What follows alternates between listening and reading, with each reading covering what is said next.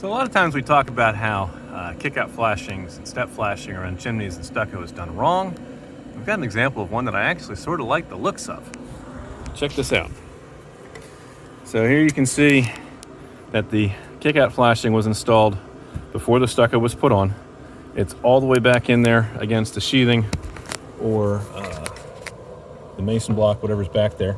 And then we get the step flashing here in front of it. We got a good, 3/4 inch to 1 inch gap between the shingles and the start of the stucco.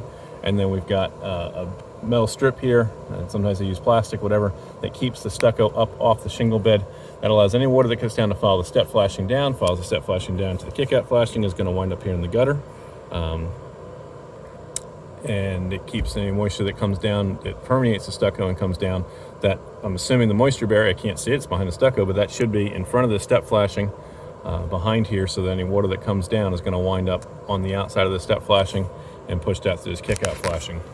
We showed you a video or picture the other day of one that was kind of retrofitted in after the fact, and not a very nice job was done of it. But this is real nice where it's kind of behind things. Now we get down here to the bottom, and I'm guessing that these were patched and retrofitted, because here you've got the stucco all the way down against the slate cap here, and then you can tell the color changed different. So it looks like this was retrofitted in, and the same thing over here. You can tell that that's pretty much a patch job, and they don't have anywhere near the gap between the wall and the shingles where there would be some space for water to run. It's right down against there tight.